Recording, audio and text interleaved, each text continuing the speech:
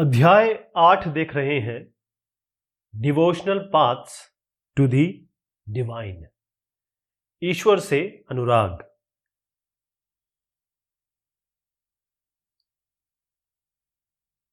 New religions और religious developments in North India. तो अभी तक हमने जो बात की वो साउथ इंडिया की कर ली, उसके बाद हमने महाराष्ट्र की भी बात कर ली और गुजरात भी चले गए थे। अब जो नॉर्थ इंडिया है, जो आज का उत्तर प्रदेश मध्य प्रदेश का जो इलाका आप देखते हैं, वहां पर क्या हो रहा था। तो 13वीं शताब्दी की अगर मैं बात करूं, 13th सेंचुरी, तो भक्ति मूवमेंट कहां पर, नॉर्थ इंडिया में इसमें काफी हलचल आई। और इसमें बहुत सारे लोग, क्योंकि अब आप देखें कि इस्लाम हो गया, ब्राह्मण का जो हिंदुइज्म चल रहा था, वो सूफिज्म, जितने भी भक्ति के फैक्ट्स हैं या कहें सेक्ट्स हैं, जिसमें मैंने ऐसे NSY के बारे में बताया आपको, नाथपंथी, सिद्धचारी, योगी, ये सब आपस में एक दूसरे को इन्फ्लुएंस कर रहे थे, एक दूसरे पे प्रादुर्भाव डाल रहे थे। और जैसे जैसे नए टाउन हो रहे थे, नए नगर हो रहे थे, नए टाउन कह दीजिए या फिर किंगडम कह दीजिए, लोग जो हैं वो किसी तरीके से नए काम उठा रहे थे और अपने काम में क्या रोल है उनका। खास तौर पर अगर मैं बात करूं तो क्राफ्ट्स पर्सन जो थे, जो शिल्प कला का काम करते थे, जो पीजेंट्स थे यानी फार्मर, ट्रेडर्स, मर्चेंट जो आदान प्रदान का काम करते थे, लेबरर्स मतलब फिजिकल लेबर का जो काम करते थे, वो क्या करते थे कि क्योंकि बहुत सारी चीजें चल रही थी, ये लोग सब आते थे और इन लोगों को सुनते थे। यानी कि जो नए रिलीजियस विचार लेके आए थे या फिर जो नए विचार लेके आए थे, उनको ये लोग सुनते थे और जो उनको अच्छा लगता था वो ये आगे बढ़ाते थे, प्रोपोगेट करते थे। तो इसी का अगर एग्जाम्पल लिया जाए तो इसमें दो इंपॉर्टेंट नाम है। यहां पर आप देख रहे हैं कबीरदास, इनका पूरा नाम कबीरदास है, और यहां पर है बाबा गुरु नानक देव जी। ओके, अब इसमें ये जो थे, मैं जो इन दोनों का नाम ले रहा हूं, इन्होंने जितना भी रिलीजन में जो भी चीजें चले आ रही थी, जो कहते हैं कि ऑर्थोडॉक्स या रूढ़ीवादी जो चीज चली आ रही, उनको सीधा मना किया कि हम इस पे विश्वास नहीं करते। चाहे हिंदू धर्म में ले लीजिए, चाहे मुसलमान धर्म में ले लीजिए, बिल्कुल दे आउटराइट डिनाइड इट। लेकिन यहां पर आप तुलसीदास और आगे सूरदास को भी दिखाऊं मैं आपको। तुलसीदास और सूरदास ऐसे नहीं थे। तुलसीदास और जो सूरदास थे, वो आज का जो कल्चर है या कहें कि जो बिलीव्स है, चाहे वो, वैसे तुलसीदास और जिनकी मैं बात कर रहा हूं, ये तो सूरदास तो केवल हिंदू धर्म के बारे में बात कर रहे थे और ये कह रहे थे कि जो भी चल रहा है वो ठीक है, कोई इसमें दिक्कत नहीं है, मतलब जो भी रिचुअल्स होते हैं, कर्मकांड होते हैं, वो तो ठीक है, लेकिन हम ये सारी चीजें जो है वो सबको देने के पक्ष में है। ऐसे नहीं कि जैसे ब्राह्मणों को सब कुछ मिल रहा है, क्षत्रियों को सब कुछ मिल रहा है, शूद्रों को कुछ भी नहीं मिल रहा है। अब तुलसीदास जो है वो भगवान को मानते थे, यानी कि भगवान का उन्होंने जो आकृति या रूप रखा था वो था राम भगवान। ठीक, राम भगवान, बेसिकली राम जो है वो उनको विष्णु का प्रतीक या विष्णु का वो भी माना जाता है, इनकारनेशन। अब तुलसीदास साहब ने यहां पर लिखी रामचरितमानस, और ये लिखी अवधि में, उस जगह की भाषा में आपको दिखाऊं। अगर आप लखनऊ के और आसपास के इलाकों को देखेंगे तो वो हो गया आपका रामचरितमानस अवधि भाषा में, ये लोकल भाषा उस जमाने की हुई। ईस्टर्न उत्तर प्रदेश आप समझ लीजिए, ईस्टर्न मतलब होता है ये पूर्वी, नॉर्थ साउथ ईस्ट वेस्ट, पूर्वी उत्तर प्रदेश। अगर उत्तर प्रदेश ऐसा है तो ये इस जगह की बात हो रही है, वहां पर अवधि बोली जाती थी। उसमें इन्होंने रामचरितमानस लिखी, और ये जो रामचरितमानस लिखी, इसमें ये बहुत बड़ा काम था, इनका बहुत बड़ा काम था। यहां पर आप देखेंगे कि मैं आपको सूरदास जी को दिखाना चाह रहा हूं। ये आपका सूरदास जी देख रहे हैं, ये बहुत उत्साही या कहें प्रगाढ़ डिवोटी थे। किसके? कृष्ण भगवान के। किसके थे? कृष्ण भगवान के सूरदास जी। और सूरदास जी के बारे में यह है कि इनको दिखाई नहीं देता था, तो इन्होंने क्या क्या लिखा? इन्होंने लिखा सुरसागर, इन्होंने लिखा सुर सारावली और साहित्य लहरी। यानी सुरसागर, सुर सारावली और साहित्य लहरी, ये इनके कंपोजिशन थे, जिसमें इनकी सारी जो भक्ति भावना थी वो दर्ज थी। और इसी समय, बिल्कुल इसी समय की बात करिए तो यहां पर आसाम में हुए शंकरदेव, ये आप देख रहे हैं, ये है श्रीमंत शंकरदेव, शंकरदेव जी है ये, उसी जमाने में जब सूरदास हुए। और ये जो साहब थे, मैं मतलब अगर समझ लीजिए 15वीं शताब्दी, लेट 15वीं शताब्दी की बात कर लीजिए, 15वीं शताब्दी के आखिरी के समय की बात कर रहा हूं मैं। तो ये जो आसाम में हुए, इनका नाम है श्रीमंत शंकरदेव, और ये थे विष्णु के भक्त। किस भगवान के? विष्णु भगवान के भक्त हुए। और इनका ये था कि भाई डिवोशन, डेडिकेशन जो हो विष्णु जी के लिए हुए। इसके लिए इन्होंने बहुत सारी पोएम्स लिखी, बहुत सारे प्लेज लिखे, और किस में लिखी? वो असमीज में, असमिया भाषा में इन्होंने पोएम्स लिखे और प्ले लिखे, यानी कि गीत लिखे, नाटक लिखे, कहानियां लिखे। इन्होंने एक नई प्रैक्टिस शुरू की वहां पर, वो थी नाम घर की। किसकी थी? नाम, NAM, नाम घर की प्रैक्टिस थी। या ये कहें कि ऐसी जगह, ऐसा घर जहां पर क्या होता है, जहां पर रिसाइटेशन होगा, मतलब गाया जाएगा और प्रेयर की जाएगी, जैसे चर्च वगैरह नहीं होता है, उसी तरीके की इन्होंने चीज एक बनाई कि भाई वहां पर जो गीत है उनको गाया जाएगा और प्रभु की आराधना की जाएगी। और ये जो इन्होंने बनाया नाम घर, ये आज भी अगर आप जाएंगे आसाम में तो आज भी प्रचलित है। क्लियर? अब इसमें और भी ये जो सब ट्रेडिशन की बात मैं कर रहा हूं, इसमें एक साहब थे दादू दयाल जी, आप ये देख रहे हैं, ये है दादू दयाल जी। इसमें रविदास जी भी हुए और फिर मीराबाई जी भी हुई। अब मीराबाई जी के बारे में ये है, क्योंकि इनके बारे में बात करना जरूरी है, इनके पीछे एक इतिहास है। मीराबाई जो है वो राजपूत खानदान से थी। इनकी शादी हुई थी भोजराज जी से। किससे हुई थी? भोजराज जी से। और भोजराज जी कौन थे? ये राणा सांगा के बेटे थे। भोजराज जी राणा सांगा के बेटे थे। और राणा सांगा जो थे वो कौन थे? वो चित्तौड़गढ़, मेवाड़ के राजा थे, मेवाड़ के शासक थे। तो बहुत बड़े खानदान में भोजराज से इनकी शादी हुई थी। लेकिन अल्टीमेटली क्या हुआ? जो मीराबाई हैं वो डिसाइपल बन गई, अनुयायी बन गई किन की? रविदास जी की। मीराबाई बन गई रविदास जी की क्या? उनकी एक अनुयायी। और इनकी जो शादी हुई थी, मैंने जैसे बताया, 16वीं शताब्दी में हुई थी, मेवाड़ के फैमिली में। लेकिन ये बन गए रविदास जी की अनुयायी। और रविदास जी जो थे वो अछूत थे, मतलब जो अतिशूद्र कम्युनिटी में आते हैं उनके ये वो बन गए, इनकी अनुयायी बन गई रविदास जी की। अब इन्होंने क्या किया? मीराबाई जी ने, इन्होंने एक नई चीज बताई, इन्होंने नई चीज समझाई। और इन्होंने ये कहा कि भाई मैं कृष्ण भगवान को अपना सब कुछ मानती हूँ। तो ये वो कहती थी कि कृष्ण भगवान मेरे हस्बैंड है, पति, मेरे दोस्त है, फ्रेंड, मेरे सब कुछ है, मेरे हर चीज में वो रग रग में व्याप्त है, मैं इनसे अथाह प्रेम करती हूँ। और इसके लिए ये जो भक्ति थी इनकी, इस डिवोशन जो कृष्ण भगवान के लिए था, उसके लिए इन्होंने बहुत सारे भजन लिखे। और इन्होंने सीधी बात कही। यहां पर देखिए, राणा जो है, राणा वो होते हैं जो शासन करते हैं उस इलाके में जहां की ये बात हो रही है। और ये कहा गया, ये बताया गया कि इनको वो भी दिया गया, क्या? जहर भी दिया गया। लेकिन इनको भगवान पे विश्वास था, ये बच गई। इन्होंने पी लिया जहर का जो घूंट है, लेकिन फिर ये बच गई। फिर इन्होंने जो अपर कास्ट है, क्योंकि ये रविदास जी की वो बन गई थी, तो जितनी भी अपर कास्ट है उसमें जो जो चल रहा था उसको इन्होंने बहुत ज्यादा उसका क्रिटिसिज्म किया, यानी उपहास उड़ाया, चैलेंज भी किया। और जो इन्होंने भजन लिखे वो तो बहुत पॉपुलर है। जो आम जनता है, राजस्थान के लिए लीजिए, गुजरात के लिए लीजिए, बहुत ज्यादा ये आम जनता में प्रचलित है, लोग अभी भी गाते हैं। ओके, एक चीज और ध्यान दीजिएगा, इसमें सब में मैंने एक चीज बताई है, जितने भी सेंट्स हुए ना, इन्होंने क्या किया कि अपनी जो रीजनल लैंग्वेज थी, अपनी जो वहां की भाषा थी, उसमें गीत, दोहे, ये सब उसमें लिखे। तो इससे क्या हुआ कि एक जनरेशन ने इसको सुना, फिर ये दूसरे जनरेशन में गया, ऐसे चलता चला गया। मतलब अगले जनरेशन में ये मौखिक तौर पे आगे बढ़ता चला गया।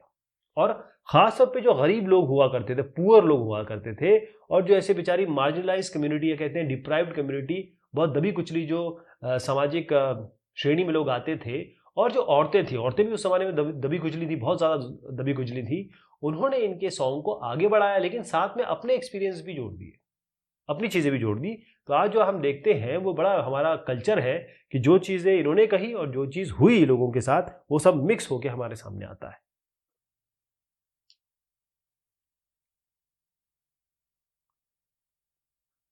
हम बात कर रहे हैं कबीरदास जी की। कबीरदास साहब जो हैं ये बहुत बड़े सेंट थे, संत थे, और 16वीं, आप समझ लीजिए 15वीं 16वीं शताब्दी के बीच में ये रहे। बहुत ज़्यादा प्रभावी और इन्फ्लुएंशियल सेंट हुए। कहा जाता है, कहानियां इस तरीके की, कि एक बड़े परिवार में इनका जन्म हुआ था, और वहां से जो औरत है जो इनको पालना नहीं चाहती थी, उन्होंने एक मुस्लिम जुलाहे परिवार को, या कहें वीवर, बुनकर परिवार को, बुनकर कर दीजिए, इस परिवार को ये बच्चा सौंपा, और ये यहीं बड़ा, बनारस, वाराणसी भी कहते हैं, तो बनारस में इनका लालन पालन या भरण पोषण हुआ। अब इनके जो आइडियाज, इनके बारे में ज़्यादा जानकारी हमें कहीं से मिल नहीं पाई है या पाती है, लेकिन इनकी जानकारी हमें मिलती कहाँ से है, जो इन्हें बहुत ज़बरदस्त सखीज़ लिखी। सखीज़ एक फॉर्म है जिसमें लिखावट, जैसे दोहे वगैरह होते हैं, पद हो गए, गद्य हो गए, तो ये पद और सखीज़ जो इन्होंने लिखा हुआ है, उससे हमें इनकी बहुत सारी जानकारी मिलती है। और वो सारे जो चीज़ें इन्होंने लिखी है, वो घुमंतु जो गाने वाले थे, भजन गायक थे, वो इसको गाते थे, हर जगह गाते थे। और फिर इतनी इफेक्टिव चीज इन्होंने लिखी कि आगे चल के गुरु ग्रंथ साहिब, जो सिख समुदाय की बहुत पाक और पवित्र किताब है, उसमें भी इनकी चीजें दर्ज की गई। और केवल गुरु ग्रंथ साहिब में भी नहीं, पंचमणि में और बीजक में भी ये दर्ज की गई। ओके, तो कबीर की जो टीचिंग थी, या ये जो कहते थे, वो क्या थी? वो थी इंडीड वेहमेंट। इसका मतलब होता है प्रचंड, बहुत जबरदस्त तरीके से ये मानते थे कि जितनी भी हिंदू और मुस्लिम, देखिए दोनों के प्रति इन्होंने बोला, जितने भी हिंदू और मुस्लिम में क्या क्या चल रहे हैं। पहली चीज तो ये है कि जो आडंबर चल रहा है, बाहरी तौर पे जो आप वर्शिप कर रहे हैं, यानी आप आइडल रख देते हैं, मूर्ति रख देते हैं, उसकी पूजा करने लगते हैं। मुसलमानों में भी कुछ इस तरीके से है, यानी कि जो आप प्रीस्टली क्लास दिखा रहे हैं कि हम बड़े हैं।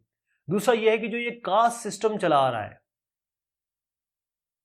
हम बड़े हैं, कास्ट सिस्टम है कि हम बड़े लेवल पे हैं, और इस तरीके की चीजों को इन्होंने पूरी तरीके से मना किया, या उसको आउटराइट बिल्कुल रिजेक्ट कर दिया। इनकी इंपॉर्टेंट बात ये थी कि जो भी इन्होंने लिखा, जो पोएट्री लिखी, जो दोहे लिखे, वो सारे के सारे बड़ी आम भाषा के लैंग्वेज में लिखी, ताकि जो लोग हैं वहां के समझ पाए, ऑर्डिनरी लोग भी इसको समझ पाए। एक और इंपॉर्टेंट बात है कि ये क्रिप्टिक लैंग्वेज में लिखते थे, रहस्यवादी लैंग्वेज में लिखते थे, भाषा में लिखते थे। वो इतनी डिफिकल्ट होती थी कि जो वाकई में समझते हैं, दिमागी तौर पे बढ़िया हैं, और समझ लीजिए कि जो कविता जानते हैं, दोहे जानते हैं, शब्दों पे जिनका कमांड है, वही समझ सकते थे। इसलिए ये इतने बड़े आदमी बन गए, आज इतने पूजे जाते हैं। तो कबीर ये मानते थे कि निराकार मतलब फॉर्मलेस एक अपार शक्ति है, सुप्रीम गॉड है, और इनके प्रति इस भगवान को पाने का जो, ये कहें सैल्वेशन, मोक्ष पाने का जो तरीका है, वो केवल भक्ति है, ओनली भक्ति है, और डिवोशन है इनके प्रति। तो हिंदू मुस्लिम सभी इनको माना करते थे। फिर से मैं आपको थोड़ा सा एक शॉर्ट में बता देता हूं। कबीरदास जो थे, आप 15वीं 16वीं शताब्दी की आप बात कर लीजिए, ये पोएट भी थे, गीतकार भी थे, बहुत बड़े संत हुए ये, और भक्ति मूवमेंट में इनका बहुत बड़ा रोल रहा है। और इनकी इतनी बढ़िया लिखावट थी, या इन्होंने इतनी अच्छी चीज़ें लिख डाली कि ये सिखिज्म के स्क्रिप्चर में भी, गुरु ग्रंथ साहिब में भी इनकी चीज़ें दर्ज हैं। ओके, शुरुआत इनकी मुस्लिम फैमिली से हुई थी, बुनकर फैमिली से, और उसके बाद क्या हुआ कि एक हिंदू भक्ति नेता या लीडर हुए रामानंद, उनके ये विचारों से बहुत प्रभावित हुए, और आगे फिर इन्होंने फॉलो किया।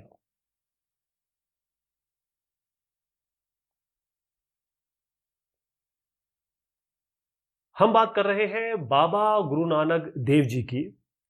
तो गुरु नानक देव जी, आप सिख धर्म जो जानते हैं ना, वो उसकी बात हम शुरू कर रहे हैं। गुरु नानक देव जी, इनका टाइम बताया गया है 1469 से 1539, 1469 से 1539, और इनका जो जन्म हुआ था वो था तलवंडी में हुआ था। और जो अभी फिलहाल अगर आप देखा जाए तो ननकाना साहिब है पाकिस्तान में। कहां पर है? पाकिस्तान, पीएन कर रहा हूं, पाकिस्तान में है। और ये कई जगह गए, अपने विचार इन्होंने रखे, प्रस्तुत किए, लोग इनसे बड़े इन्फ्लुएंस हुए, मतलब प्रभावित हुए, और फाइनली करतारपुर साहिब, आज जिसकी बात होती है, कॉरिडोर खुला है, पाकिस्तान ने बहुत बढ़िया काम किया है, एक जेस्चर है उनका हिंदुस्तानियों के प्रति। तो करतारपुर साहिब जो है उसका द्वार खुला है। करतारपुर साहिब में फाइनली ये गुरु नानक देव जी, जिसे हम कहते हैं कि डेरा बाबा नानक, और ये कहाँ है, ये रावी नदी के किनारे पे है, रावी नदी वहां पर है ये। तो वहां पर इन्होंने क्या किया कि किस तरीके से वर्शिप की जाएगी, किस तरीके से आपको पूजा आराधना करनी है, और खुद के जो हाइम्स हैं, मतलब खुद की जो लिखावट है, या आप दोहे कह लीजिए या पंक्तियां कह लीजिए, खुद की जो है वो वहाँ प्रीच होती थी या गाई जाती थी। इनके जो भी अनुयायी थे उसको गाते थे और उस मतलब मौसीकी के साथ उसको प्रस्तुत करते थे। इन्होंने एक चीज़ बताई, एक बहुत इंपॉर्टेंट चीज़ थी कि भाई आपका कोई भी कास्ट हो, आपका कोई भी क्रीड हो, कोई भी जेंडर हो, किसी भी धर्म से आते हो, कोई भी आप किसी भी श्रेणी से आते हो, कोई भी आपका लिंग हो, आप सभी, मतलब यहाँ इतना इंपॉर्टेंट इनके लिए कहा गया है कि सभी एक कॉमन किचन में खाना खाते थे, सभी एक साथ बैठ के खाना खाते थे, और इसी को कहा जाता है लंगर। क्या कहा जाता है? लंगर। आज भी आप देखेंगे कि हर गुरुद्वारे में लंगर चलता है, और जो सिख लोग हैं वो हर जगह जाके लंगर मतलब खाने की व्यवस्था जरूर कर देते हैं, राइट। तो शुरुआत में इस जगह को कहा गया, जहां पर जो गुरु नानक देव जी की हम बात कर रहे हैं, सेक्रेट पवित्र स्थान को, इसको कहा गया धर्मसाल। फिर धीरे धीरे धीरे इसका नाम जो है आज हम जो जानते हैं गुरु का द्वार, गुरुद्वारा, तो आप देखेंगे अब इसको गुरुद्वारा कहा जाता है।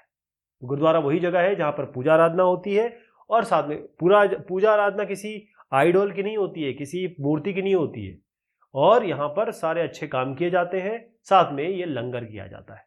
क्लियर? अच्छा, हुआ ये कि जब इनका देहांत हो रहा था, मतलब इनका आखिरी समय आया, तो 1539 की मैं बात बताऊं, गुरु नानक देव जी के बहुत सारे अनुयायी थे।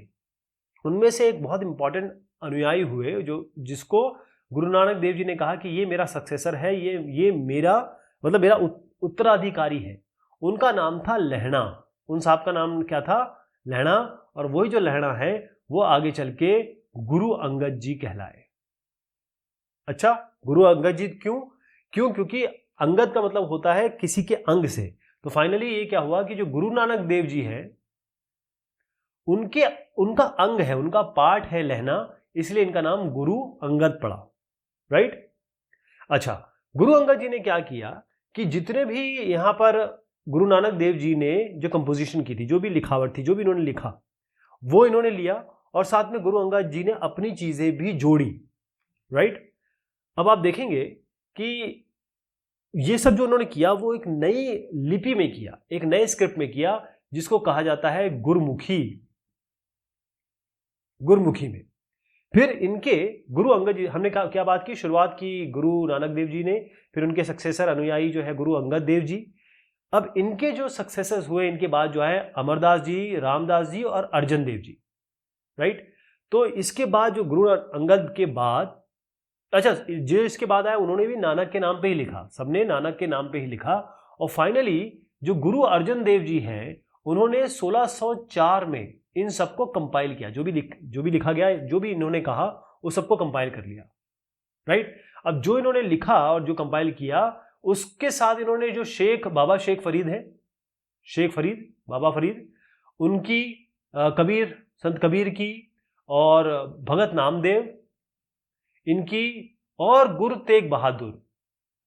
अब इनकी मैं बारे में बताऊंगा कि ये गुरु तेग बहादुर जी की कैसी बात हुई। तो ये तो कंपाइल तो इन्होंने कर दिया। अब इसके बाद जब गुरु अर्जन देव जी ने कंपाइल कर लिया, उसके बाद इसमें इनकी, मतलब जो मैं और नाम ले रहा हूँ, शेख फरीद, शेख कबीर, ये संत कबीर, भक्त नामदेव, गुरु तेग बहादुर जी ने भी कहा कुछ, तो वो सारी चीजें जोड़ दी गई, ओके। और फिर उसके बाद गुरु तेग बहादुर जी का जो बेटा है, या कहें उनका जो सक्सेसर है, गुरु गोविंद सिंह जी ने इसको प्रतिपादित किया या इसको ऑथेंटिकेट किया। और ये सब होने के बाद जो किताब निकल के आई, जो वर्सेस निकल के आए, उसे कहा जाता है गुरु ग्रंथ साहिब। तो ये किताब है, और उसमें वो बड़े बड़े लोगों का नाम, बड़े बड़े लोगों की कथनी है जिसके बारे में हम बात करते हैं, और बहुत पवित्र किताब है ये सिखों के लिए, ओके। अगर जब देखा जाए गुरु नानक देव जी जो है उनके बहुत सारे, गुरु नानक देव जी के बहुत सारे सक्सेसर्स, मतलब उनके ज़माने से ही बहुत सारे इनके जो फॉलोअर थे वो बढ़ने लगे, बहुत ज़्यादा बढ़ने लगे। और इसमें ट्रेडर्स थे जो मतलब जो लेन देन का काम करते हैं, एग्रीकल्चरिस्ट थे, कृषि वगैरह का काम करते हैं, आर्टिसंस थे, और साथ में जो क्राफ्ट्समैन थे या ये कहें जो शिल्पकारी का काम करते हैं, वो ज़्यादा लोग थे।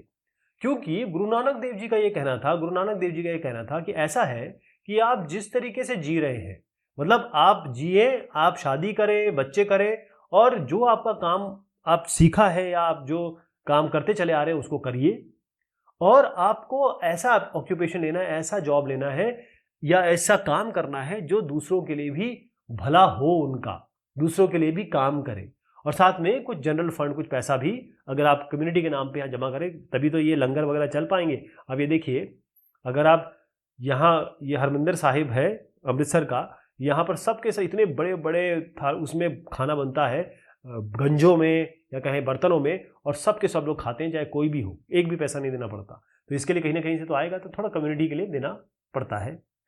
अब यहाँ पर आ जाइए, मैं आपको ये बता रहा हूँ कि पॉलिटिक्स कैसे आई यहाँ पर। अब शुरुआत जो है 17वीं शताब्दी की मैं बात कर रहा हूँ। यहाँ पर अमृतसर, मतलब जो आज जो रामदासपुर है, आज का अमृतसर, पहले रामदासपुर, मतलब अमृतसर ही मान लीजिए, एएस कर देता हूँ इसको। तो यहाँ पर क्या हुआ कि जो सेंट्रल गुरुद्वारा था, ये वाला गुरुद्वारा है, इसको कहते हैं हरमिंदर साहिब, मतलब गोल्डन टेम्पल है, गोल्डन दिख ही रहा है आपको।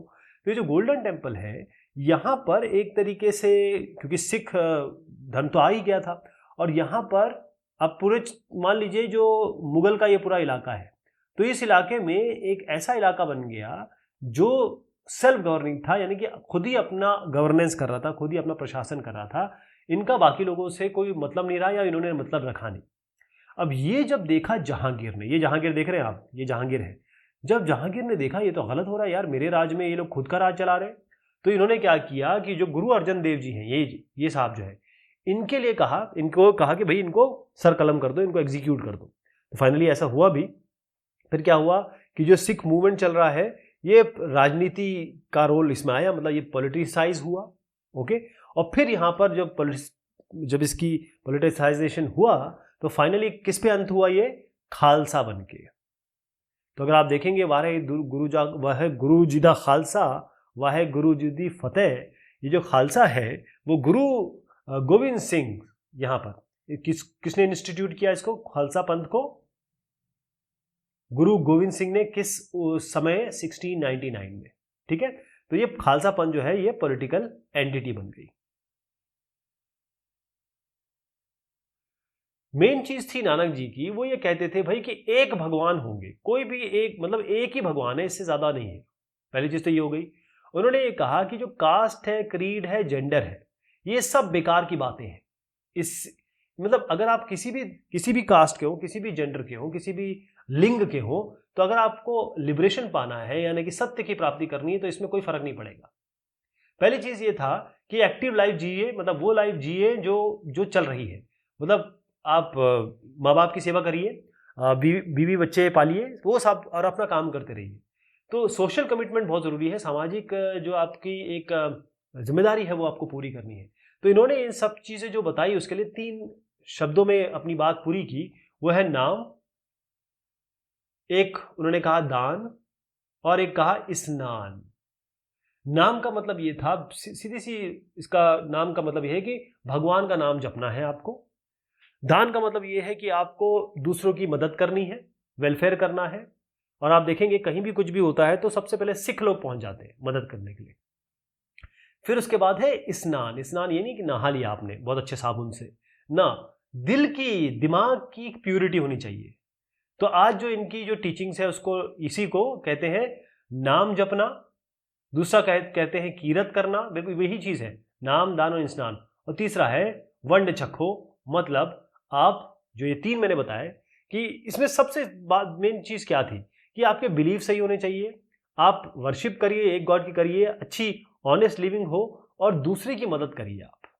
और अगर आप देखेंगे इनकी बहुत सारी चीजें वो कबीरदास जी से, रविदास जी से, दादू जी से, दादू दयाल जी से बहुत बहुत ज्यादा मिलती है। ये है खालसा पंथ। अच्छा, इसी समय, कॉन्टेम्पररी समय, मार्टिन लूथर, क्योंकि यूरोप में क्या क्रिश्चियनिटी तो आ चुकी थी और सभी लोग क्रिश्चियन हो गए थे और क्रिश्चियनिटी चल रही थी, लेकिन यहाँ पर क्या हुआ कि जो मार्टिन लूथर साहब हैं, इन्होंने देखा 1483 से 1546 की बात है ये, मतलब इसमें ये जन्मे और इनका अंत हुआ।